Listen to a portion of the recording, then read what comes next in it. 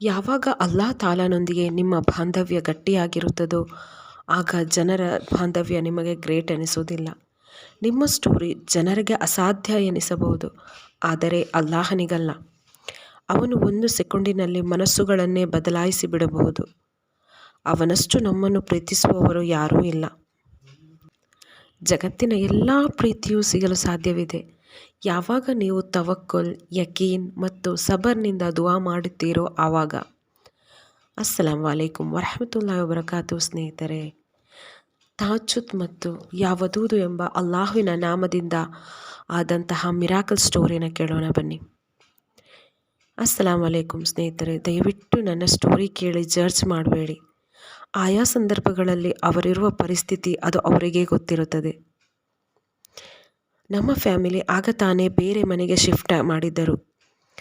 ನನಗೆ ಎಕ್ಸಾಮ್ ಇದ್ದುದರಿಂದ ತುಂಬ ಟೆನ್ಷನ್ ಮಾಡಿಕೊಂಡಿದ್ದೆ.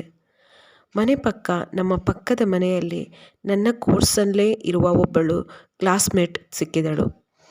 ಹೀಗೆ ಅವಳು ನಾನು ಸೇರಿ ಸ್ಟಡೀಸ್ ಮಾಡುತ್ತಿದ್ದೆವು. ಹೀಗೆ ನಮ್ಮ ಫ್ಯಾಮಿಲಿಗಳ ನಡುವೆ ಬಾಂಡಿಂಗ್ ಚೆನ್ನಾಗಿತ್ತು. ನನ್ನ ಸ್ನೇಹಿತೆಯ ಫ್ಯಾಮಿಲಿ ದೀನನ್ನು ತುಂಬ ಕಟ್ಟುನಿಟ್ಟಾಗಿ ಪಾಲಿಸುವವರಾಗಿದ್ದರು. ತುಂಬ ಒಳ್ಳೆಯ ಇಸ್ಲಾಮಿಕ್ ಬ್ಯಾಕ್ಗ್ರೌಂಡ್ ಇತ್ತು. ಅದರಲ್ಲೂ ಅವಳ ಅಣ್ಣ ದೀನಿನ ವಿಷಯದಲ್ಲಿ ಮೊದಲ ಸ್ಥಾನದಲ್ಲಿದ್ದರು. ಅವಳ ಮನೆಯವರಲ್ಲಿಗೆ ನನಗೆ ಒಂಥರ ಅಟ್ರ್ಯಾಕ್ಷನ್ ಇತ್ತು. ಅವಳ ಅಣ್ಣನಿಂದ ನಾನು ತುಂಬ ಇನ್ಸ್ಪೈರ್ ಆಗಿದ್ದೆ. ನನಗಿರುವ ಡೌಟ್ಸನ್ನು ಕ್ಲಿಯರ್ ಮಾಡುತ್ತಿದ್ದರು. ನಾನು ಸರಿಯಾಗಿ ನಮಾಜ್ ಮಾಡುವುದನ್ನು, ದುವಾ ಮಾಡುವುದನ್ನು ಅವರಿಂದಲೇ ಕಲಿತೆ. ನನ್ನ ಮನಸ್ಸಲ್ಲಿ ಅವರ ಬಗ್ಗೆ ವಿಚಿತ್ರ ಭಾವನೆಗಳು ಮೂಡಲಾರಂಭಿಸಿತು. ಒಮ್ಮೊಮ್ಮೆ ಭಯವಾಗುತ್ತಿತ್ತು. ಆಗ ತಹಜ್ಜುದ್ ನಮಾಜಿನಲ್ಲಿ ಸುಕೂನ್ ಇದೆ, ಎಲ್ಲ ಸಮಸ್ಯೆಗಳಿಗೂ ಪರಿಹಾರವಿದೆ ಎಂದು ಅವರೇ ಹೇಳುತ್ತಿದ್ದ ಮಾತು ನೆನಪಾಗಿ ನಾನು ತಹಜ್ಜುದ್ ನಮಾಜ್ ನಿರ್ವಹಿಸುವುದಾಗಿ ತೀರ್ಮಾನಿಸಿದೆ. ಅಲ್ಲಿಂದ ನನ್ನ ತಹಜ್ಜುದ್ನ ಜರ್ನಿ ಸ್ಟಾರ್ಟ್ ಆಯಿತು. ಅಲ್ಹಮ್ದುಲಿಲ್ಲಾ, ನನಗೂ ಅಲ್ಲಾಹ್ ತಾಲಾ ಅದರ ತೌಫೀಕ್ ನೀಡಿದ.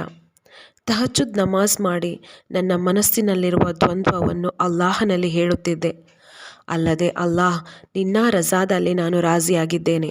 ನನ್ನ ಮನಸ್ಸಲ್ಲಿ ಮೂಡುತ್ತಿರುವ ಭಾವನೆಗಳು ಖೈರ್ ಎಂದಾದರೆ ನನ್ನ ನಿಕಾಹನ್ನು ಅವರೊಂದಿಗೆ ಮಾಡಿಸು, ಇಲ್ಲ ಈ ಭಾವನೆಗಳನ್ನು ಇಲ್ಲಿಗೆ ನಿಲ್ಲಿಸು ಎಂದು ದುವಾ ಮಾಡುತ್ತಿದ್ದೆ.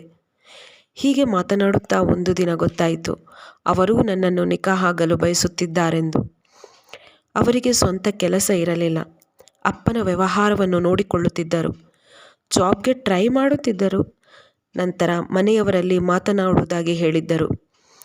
ಆದರೆ ಅದರ ನಡುವಿನಲ್ಲಿ ಒಂದು ದಿನ ನಾನು ಸುಬಹ್ ನಮಾಜ್ ಮುಗಿಸಿ ಕುರ್ಆನ್ ಓದುತ್ತಿರುವಾಗ ಅಪ್ಪ ಮತ್ತು ಅಮ್ಮ ಹತ್ತಿರ ಬಂದು, ನಿನಗೆ 2 ಒಳ್ಳೆಯ ಪ್ರಪೋಸಲ್ಸ್ ಬಂದಿದೆ, ಒಂದನ್ನು ಫೈನಲ್ ಮಾಡಬೇಕಾಗಿದೆ, ನೆಕ್ಸ್ಟ್ ಸಂಡೇ ಅವರು ನಿನ್ನನ್ನು ನೋಡಲು ಬರುತ್ತಾರೆ ಎಂದರು. ನನಗೋ ಶಾಕ್ ಆಯಿತು. ನಾನೇನು ಮಾತನಾಡುವ ಹಾಗಿರಲಿಲ್ಲ. ನನಗೇನು ಮಾಡಬೇಕೆಂದೇ ತೋಚಲಿಲ್ಲ. ಅವರು ಬಂದ ಹೋದ ಮೇಲೆ ಒಂದು ಪ್ರಪೋಸಲನ್ನು ಅಪ್ಪ ಫೈನಲ್ ಮಾಡಿಯೇ ಬಿಟ್ಟರು. ಈ ವಿಷಯ ಅವರಿಗೂ ತಿಳಿಯಿತು. ಅವತ್ತು ಕೊನೆಯ ಬಾರಿ ನನಗೆ ಕಾಲ್ ಮಾಡಿ ಮಾತನಾಡಿದರು. ಅವರೆಂದರು, ಇನ್ನು ಮುಂದೆ ನಾನು ಕಾಲ್ ಮಾಡುವುದೇ ಇಲ್ಲ, ಮಾತನಾಡುವುದೇ ಇಲ್ಲ. ನಿನ್ನ ಅಪ್ಪ ಅಮ್ಮ ಹೇಳಿದ ಹಾಗೆ ಕೇಳು, ಇದರಲ್ಲೇ ನಿನಗೆ ಖೈರನ್ನು ಇಟ್ಟಿರಬಹುದು. ನೀನು ಯಾವಾಗಲೂ ಅಲ್ಲಾಹನಲ್ಲಿ ಖೈರ್ ಆಗಿದ್ದರೆ ಮಾತ್ರ ಎಂದು ದುವಾ ಮಾಡುತ್ತಿದ್ದೆ ಅಲ್ವಾ? ನಾನು ಕೂಡ ಖೈರಾಗಿದ್ದರೆ ಮಾತ್ರ ಅವಳನ್ನು ನನಗೆ ನೀಡು, ಇಲ್ಲದಿದ್ದರೆ ಮರೆಯುವ ಶಕ್ತಿ ಸಬೂರ್ ನೀಡು ಎಂದು ಕೇಳುತ್ತಿದ್ದೆ. ಖೈರಾದ ಜೀವನ ನಿನ್ನದಾಗಲಿ, ಯಾವಾಗಲೂ ಸಂತೋಷದಿಂದಿರು ಎಂದು ಹೇಳಿ ಕಾಲ್ ಕಟ್ ಮಾಡಿದರು. ನಾನು ಅವತ್ತು ತುಂಬ ಹತ್ತು ಬಿಟ್ಟೆ. ಹೀಗೆ ಎಂಗೇಜ್ಮೆಂಟು ನಡೆಯಿತು. ನನ್ನ ಫ್ರೆಂಡ್ ಮನೆಯವರು ಕೂಡ ಬಂದಿದ್ದರು. ನನ್ನ ಮುಖದಲ್ಲಿ ಖುಷಿಯೇ ಇರಲಿಲ್ಲ. ನನ್ನ ಸ್ನೇಹಿತೆ ನನ್ನ ಬಳಿ ಬಂದು, ನಿಜ ಹೇಳು, ನಿನ್ನ ಮತ್ತು ಅಣ್ಣನ ನಡುವೆ ಏನಿತ್ತು? ಯಾಕೆ ಇಬ್ಬರು ಯಾವಾಗಲೂ ಟೆನ್ಷನ್ನಲ್ಲಿರ್ತೀರಾ ಎಂದು ಕೇಳಿದಳು. ನಾನು ಎಲ್ಲವನ್ನೂ ವಿವರಿಸಿದೆ. ಆಗ ಅವಳು, ನೀನು ತಹಜ್ಜುದಲ್ಲಿ ದುವಾ ಮಾಡು, ಹಾಗೆಯೇ ಯಾವದೂದು ಎಂಬ ಅಲ್ಲಾಹನ ನಾಮವನ್ನು ಇಶಾ ಮತ್ತು ತಹಜ್ಜುದ್ನ ಬಳಿಕ ಎಷ್ಟು ಸಾಧ್ಯವೋ ಅಷ್ಟು ಓದು ಎಂದಳು. ಅಲ್ಲಾಹ್ ತಾಲಾ ಎಲ್ಲವನ್ನು ಖೈರ್ ಮಾಡುತ್ತಾನೆ ಎಂದು ಹೇಳಿದಳು. ಹೀಗೆಯೇ ನಾನು ಓದಲಾರಂಭಿಸಿದೆ. ನನ್ನ ನನ್ನ ಮದುವೆಗೆ 3 ತಿಂಗಳು ಗ್ಯಾಪ್ ಇತ್ತು.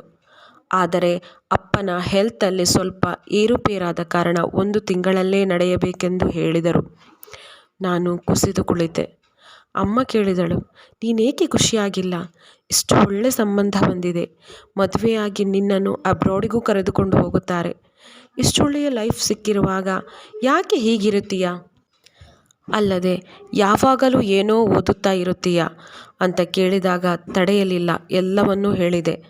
ಆಗ ಅಮ್ಮ, ನೋಡು, ಮುಂಚೆ ಹೇಳಿದ್ದರೆ ಅಪ್ಪನಲ್ಲಿ ಮಾತನಾಡಬಹುದಿತ್ತು. ಆದರೆ ಈಗ ಅವರ ಹೆಲ್ತ್ ಬೇರೆ ಸರಿಯಿಲ್ಲ. ಅಲ್ಲದೆ ಅವನಲ್ಲಿ ಕೆಲಸ ಬೇರೆ ಇಲ್ಲ. ಅಲ್ಲದೆ ಅವನಿಗೆ ಕೆಲಸ ಬೇರೆ ಇಲ್ಲ. ಅಲ್ಲಾಹು ಏನು ನೀಡುತ್ತಾನೋ ಅದರಲ್ಲೇ ಖೈರನ್ನು ಹುಡುಕು ಎಂದರು. ನಾನೂ ತವಕ್ಕುಲ್ ಮಾಡಿ ಒಪ್ಪಿದೆ. ದುವಾ ಮುಂದುವರಿಸಿದೆ. ಈಗ ಇಷ್ಟೇ ಕೇಳುತ್ತಿದ್ದೆ, ನನಗೆ ಯಾವುದು ಖೈರೋ ಅದನ್ನೇ ನೀಡು. ಹೀಗೆ ಮದುವೆ ಮುಗಿಯಿತು. ತುಂಬ ಒಳ್ಳೆಯ ಫ್ಯಾಮಿಲಿ ಸಿಕ್ಕಿತ್ತು. ಆದರೆ ಹಸ್ಬೆಂಡ್ ಮಾತ್ರ ಯಾವಾಗಲೂ ಒಂಥರ ಇರುತ್ತಿದ್ದರು. ನೆಮ್ಮದಿಯಾಗಿ ಇರುವ ಹಾಗೆ ಕಾಣಿಸುತ್ತಿರಲಿಲ್ಲ. ಒಂದು ದಿನ ಅವರ ಮೊಬೈಲಿಗೆ ಒಂದು ಕರೆ ಬಂದಿತು. ಅವರು ಇರದ ಕಾರಣ ನಾನು ರಿಸೀವ್ ಮಾಡಿದೆ. ರಿಸೀವ್ ಮಾಡಿದ ತಕ್ಷಣ ಆಚೆ ಕಡೆಯಿಂದ ಒಬ್ಬಳು ಹೆಂಗಸು ಏನೋ ತರಲು ಹೇಳುತ್ತಿದ್ದಳು. ನಾನು ನೀವ್ಯಾರೆಂದು ಕೇಳಿದೆ. ಅದಕ್ಕೆ ನಾನು ಅವರ ವೈಫ್. ನೀವು ಯಾರು? ಯಾಕೆ ಅವರ ಮೊಬೈಲ್ ನಿಮ್ಮ ಕೈಯಲ್ಲಿದೆ ಎಂದು ಕೇಳಿದಳು. ನನಗೆ ಏನು ಹೇಳಬೇಕೆಂದೇ ತೋಚಲಿಲ್ಲ.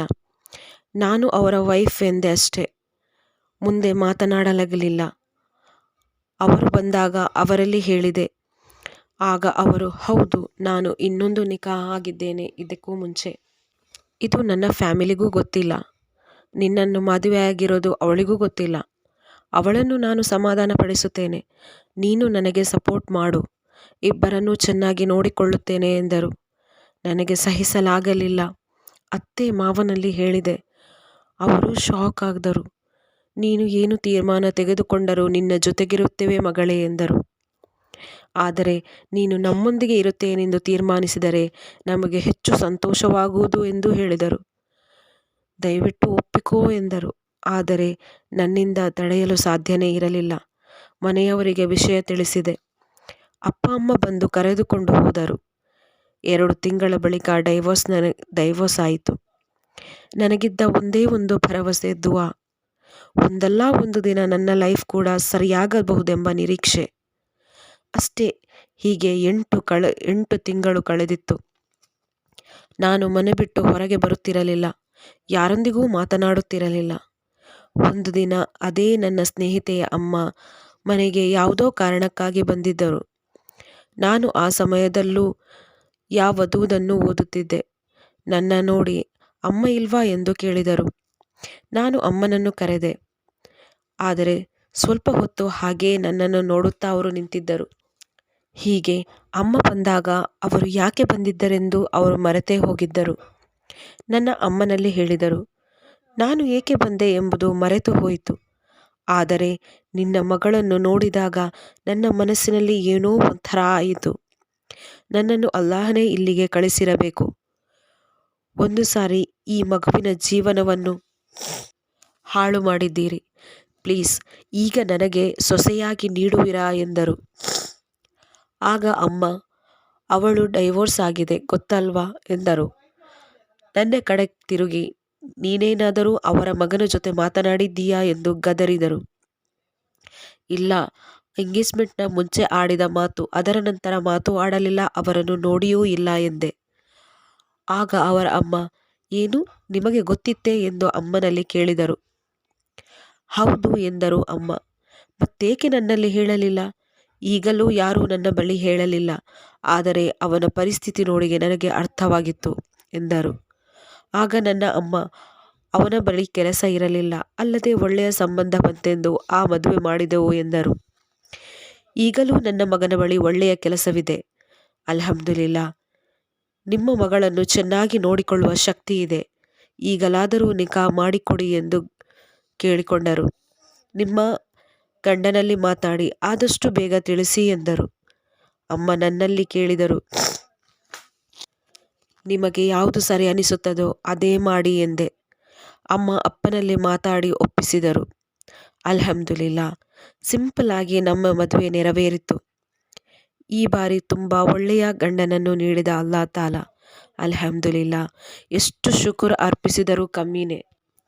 ಅಲ್ಲಾ ತಾಲ ಅತ್ಯುತ್ತಮವಾದುದನ್ನೇ ನೀಡಿದ. ಫ್ರೆಂಡ್ಸ್, ನನ್ನ ಜೀವನದಲ್ಲಿ ಆದ ಈ ಮಿರಾಕಲ್ನಿಂದ ನನಗೆ ಅನಿಸುವುದೇನೆಂದರೆ, ಅಲ್ಲಾಹ ತಾಲನೊಂದಿಗೆ ದುವಾ ಮಾಡುತ್ತಿರಬೇಕು. ಯಾವುದೇ ಸಂದರ್ಭ ಬಂದರೂ ದುವಾ ಮಾಡುವುದನ್ನು ನಿಲ್ಲಿಸಬಾರದು.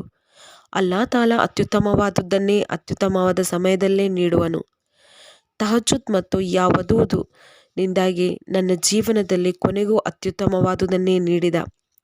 ಅದಕ್ಕೆ ಅಲ್ಲಾ ತಾಲ ಹೇಳಿರುವುದು, ನಾನು ಕೊಟ್ಟು ಪರೀಕ್ಷಿಸುತ್ತೇನೆ, ಕಿತ್ತುಕೊಂಡು ಪರೀಕ್ಷಿಸುತ್ತೇನೆಂದು. ಸ್ನೇಹಿತರೆ, ಕೇಳುವ ಎಲ್ಲ ಜನರ ಮನಸ್ಸಿನ ಇಚ್ಛೆ ಪೂರ್ತಿಯಾಗಲಿ. ಎಲ್ಲರ ಜೀವನದಲ್ಲಿ ಪವಾಡಗಳು ನಡೆಯಲಿ. ಆಮೀನ್ ಯಾ ರಬ್ಬಲ್ ಆಲಮೀನ್. ಸಿಗೋಣ ಮುಂದಿನ ವಿಡಿಯೋದಲ್ಲಿ. ಅಲ್ಲಿಯವರೆಗೂ ಅಲ್ಲಾ ಹಾಫಿಸ್.